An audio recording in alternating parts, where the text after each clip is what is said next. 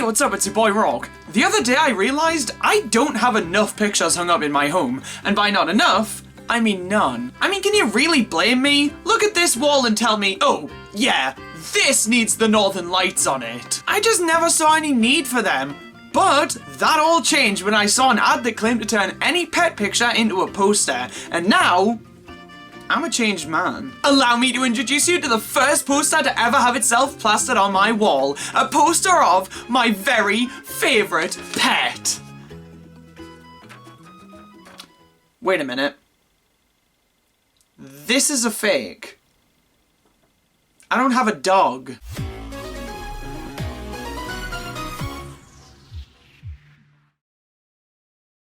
Imagine spending a good chunk of change on a video game only to find out it's a fake! Bootleg games. You can fit multiple games in there. Bootleg games are kind of difficult to define. Are they unofficial releases of fan games? Kinda. Are they localizations of games that never came to certain regions? I guess so. Is it an unofficial reproduction of a game that's trying to present itself as the real deal? If that's what you're into! Each of these definitions are pretty interchangeable to most people, probably because all of these types of games are running rampant and have been for ages. I personally define a bootleg as the latter, an unofficial reproduction trying to trick people into thinking it's real. It's like a Trojan horse, but instead of killing me, it just makes me sad. I've personally had quite a bit of experience with all definitions of bootleg games. I don't own many, but they keep trying to sneak their way into my collection. My collection has standards, damn it. I own cars on the DS. I don't have any tolerance for these weasels. Bootleg games of any and all types are most common on cartridge-based systems. The NES, Super Nintendo, Game Boy, N64, GBA, and DS. All of these systems are plagued with bootlegs, and it makes collecting games for these consoles fun. If there's any type of bootleg I would ever intentionally buy into,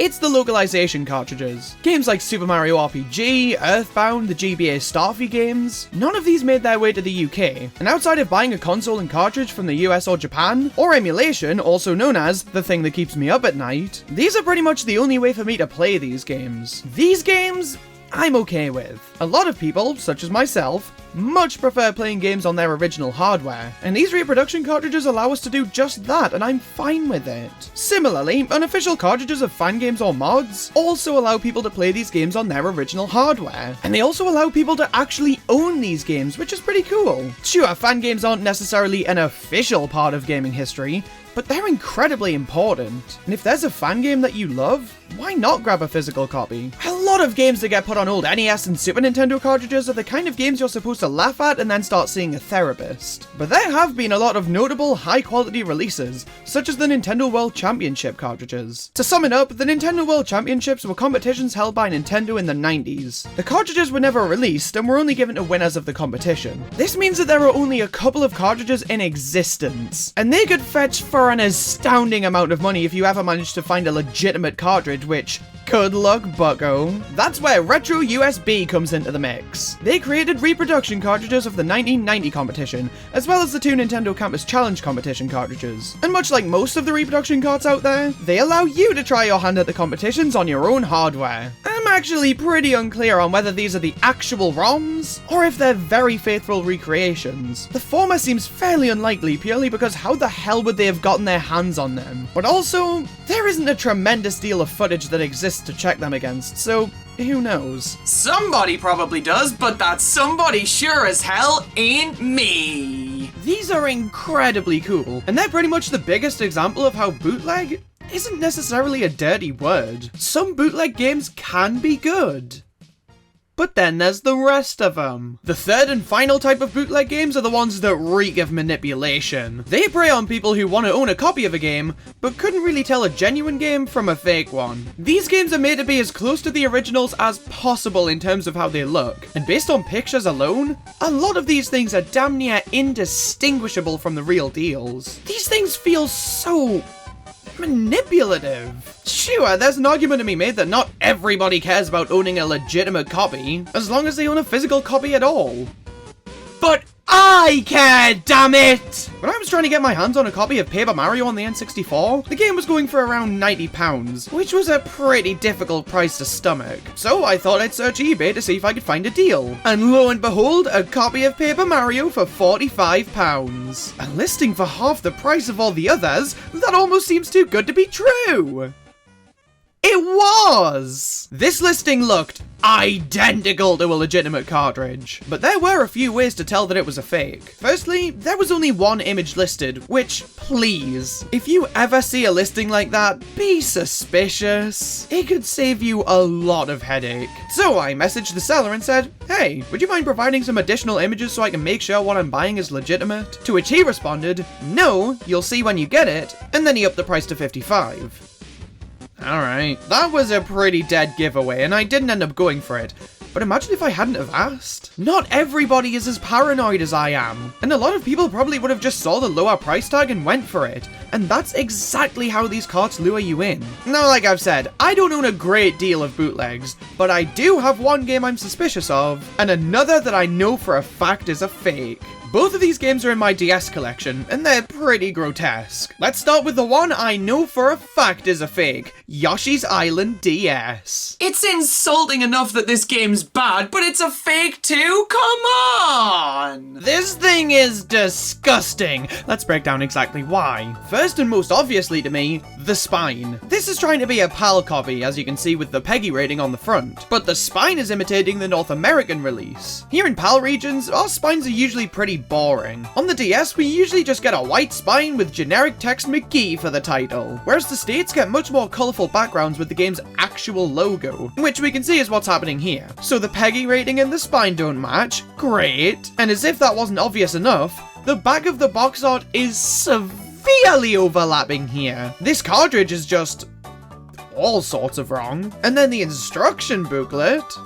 What is this? I don't know how obvious it is, but this thing is horrifically low resolution. And there's also an ESRB rating in here. Get this thing out of my face. Now, with Super Mario 64 DS, it doesn't make my skin crawl nearly as much as Yoshi's Island DS. But there are still a few things that seem pretty suspicious to me. The front of the box art looks fine. Official even. But if we flip this bitch over, what is this? The background is a really bizarrely cropped image of Mario's face. The text is white on a light background, which makes it difficult to read. And all of the imagery used is just so off. Like all of the screenshots overlap each other, and then this chunky piece of artwork is slapped into the middle. Surely Miyamoto didn't approve of this. And then the instruction booklet, or I guess I should say instruction booklets, they're both in different orientations, and they both look like dog shit.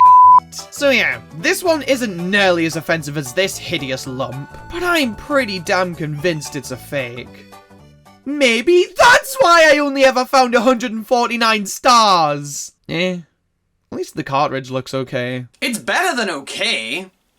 It's Mario 64 DS, bitch. So, you may be wondering, what's actually bad about owning a bootleg game? Well, first of all, they aren't super legal. Creating versions of Nintendo's games to sell on for profit? Yeah, they aren't gonna be too happy about that. Sure, they don't see a penny from a used game sale, but at least they're legitimate copies of these games. Many moons ago, they did see a penny from these games. But with a bootleg cartridge? Oh no. Nintendo doesn't even like people making digital copies of their games. If Shinya Takahashi saw one of these, he'd have a fucking panic attack. Second of all, since these carts aren't produced through legitimate means, they don't have any quality assurance standards to abide by, which means that these things can be absolutely all over the place in that regard. Some of these carts are flimsier than normal and fall apart really easily. Some of the games on these carts run like piss, suffering from slowdown or just inconsistent performance. And some games claim to be Pokemon Platinum and end up being my word coach. Imagine being catfished by plastic.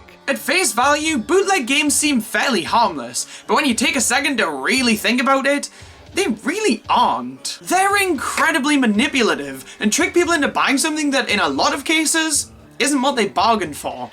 I'm fine with reproduction cartridges as long as it's made clear by the seller that that's what they are, but a lot of times they'll try and sell them as if they're legitimate copies. So, that begs the question, is there any way of ensuring that you don't end up with a bootleg on your hands?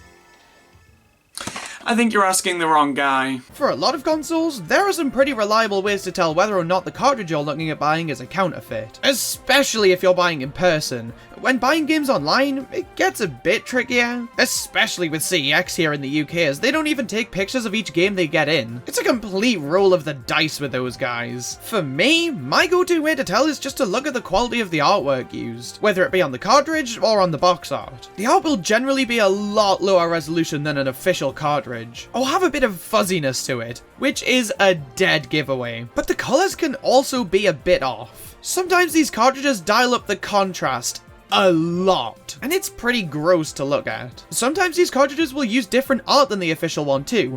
These are all things to keep in mind, and I'd recommend having a picture of a legitimate cartridge on standby to compare these things to. Another pretty general trick is the Nintendo Seal of Quality. In the States, this logo says Official Nintendo Seal of Quality, whereas in the UK, it says Original Seal of Quality. It seems like a subtle difference, but if a cartridge that's claiming to be a legitimate North American copy has an original Nintendo Seal of Quality, run. And obviously, if a supposed PAL cartridge has the official seal of quality, get a restraining order. It's pretty simple stuff. Now, if we want to talk console-specific tricks, I have a few up my sleeve. NES and N64, I'm honestly in the dark about. For North American N64 bootlegs, they'll sometimes use the old ESRB ratings rather than the new ones, or vice versa, but that's about all I got. Super Nintendo? Also no idea. I've never seen a bootleg PAL game other than those fan translation carts. And the North American cartridges make me sad, so I can't stand to look at them for very long. On the Game Boy, official cartridges have a Nintendo Game Boy text printed where your thumb is supposed to go when removing the cartridge from your system. But a lot of times, bootlegs will generally just say Game Boy, or nothing at all in some cases. The GBA can be a hard one to sniff out, but an easy trick is to hold up cartridges to the light and see if they have a 2-digit code ingrained on them. If they do, well, congratulations, buddy! You just got your hands on a genuine copy of Banjo Pilot. I'm proud of you. If not,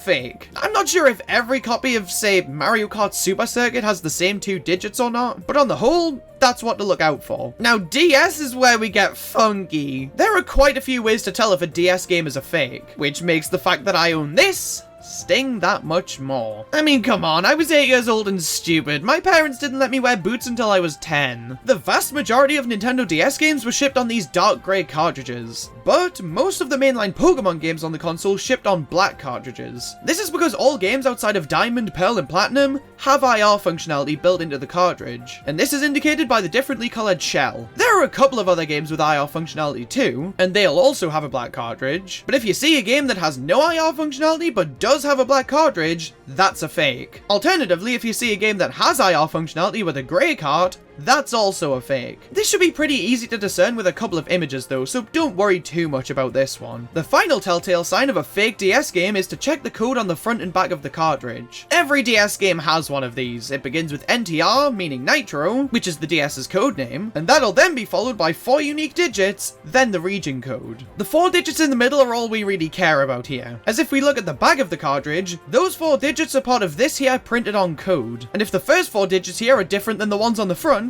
well, congratulations, miss! It's a fake! That means that I can actually verify whether or not my copy of Mario 64 DS is real! Place your bets! Oh, god fucking damn it!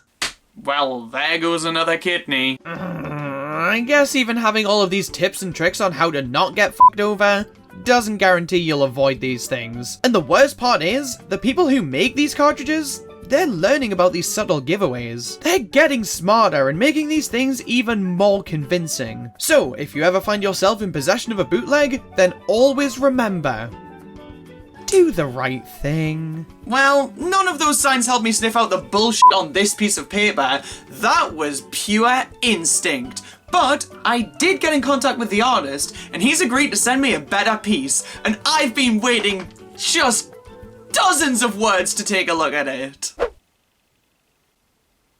It's perfect.